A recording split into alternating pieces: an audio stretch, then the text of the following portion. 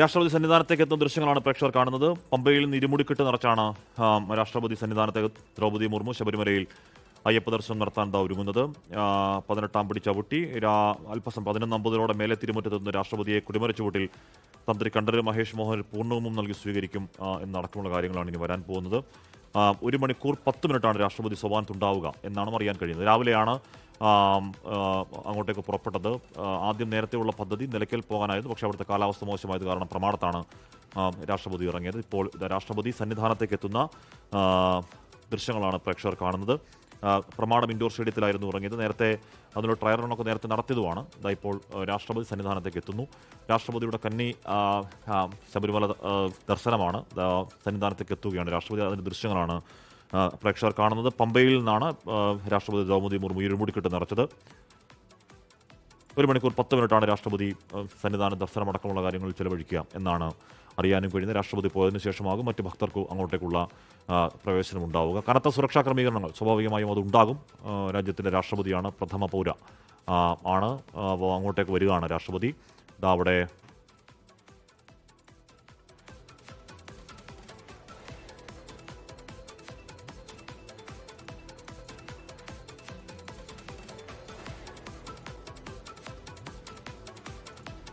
ക്ഷേത്ര മേൽശാന്തിമാരായ വിഷ്ണു നമ്പൂതിരി, ശങ്കരൻ നമ്പൂതിരി എന്നിവരാണ് പമ്പയിൽ രാഷ്ട്രപതിക്ക് കെട്ടുനിറച്ച് നൽകിയത്.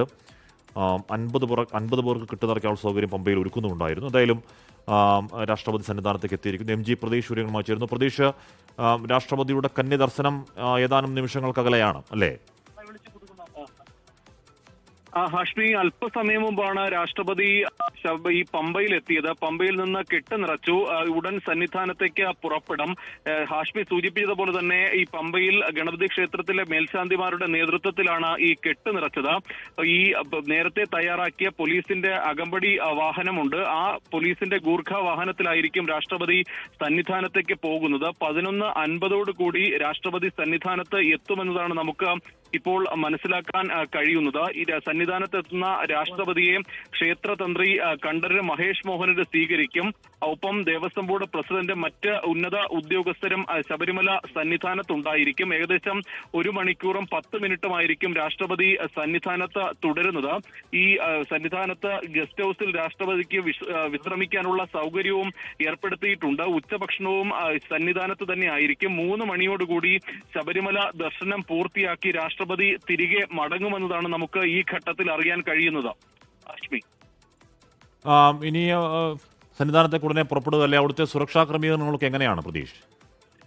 ഹാഷ്മി, നേരത്തെ തന്നെ സുരക്ഷാ ക്രമീകരണങ്ങൾ പൂർത്തിയായിരുന്നു. പല ഘട്ടങ്ങളിലായി ട്രയലുകളൊക്കെ തന്നെ പോലീസ് നടത്തിയിരുന്നു. കാരണം ഈ വനമേഖലയാണ്. അതുകൊണ്ട് തന്നെ പോലീസിന്റെ അകമ്പടി എമർജൻസി വാഹനമായ ഗൂർഖയിലാണ് രാഷ്ട്രപതി സന്നിധാനത്തേക്ക് പമ്പയിൽ നിന്ന് തിരിക്കുന്നത്. 6 വാഹനങ്ങൾ അകമ്പടിയായി രാഷ്ട്രപതിക്ക് ഒപ്പം ഉണ്ടായിരിക്കും. ഒപ്പം അതീവ സുരക്ഷാ മേഖല കൂടി ആയതുകൊണ്ട് തന്നെ കൂടുതൽ പോലീസുകാരെയും മറ്റ് ഉദ്യോഗസ്ഥരെയും ഉൾപ്പെടെ പല ഇടങ്ങളിലായി വിന്യസിച്ചിട്ടുണ്ട്.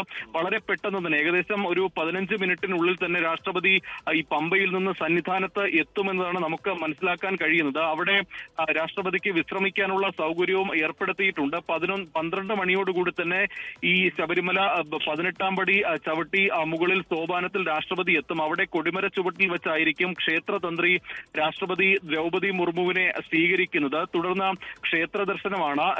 ഒപ്പം ഈ ഏകദേശം 1 മണിക്കൂറോളം രാഷ്ട്രപതി അവിടെ സന്നിധാനത്ത് ചെലവഴിക്കുമെന്നതാണ് ഔദ്യോഗികമായി ലഭിച്ചിരിക്കുന്ന അറിയിപ്പ്.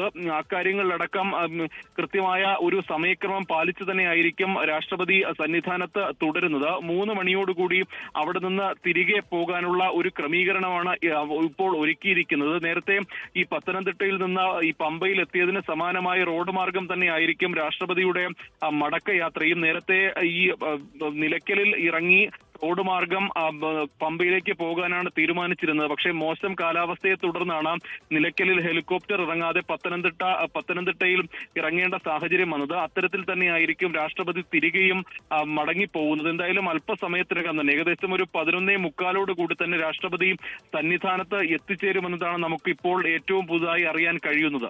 ലോകത്തെവിടെയായാലും ഏത് സമയത്തും 24 വാർത്തകളും ഓഗ്മെന്റഡ് റിയാലിറ്റി പാക്കേജുകളും എക്സ്പ്ലെയിനറുകളും വിശദമായി കാണാൻ ഞങ്ങളുടെ യൂട്യൂബ് ചാനൽ നിങ്ങൾക്ക് സബ്സ്ക്രൈബ് ചെയ്യാം.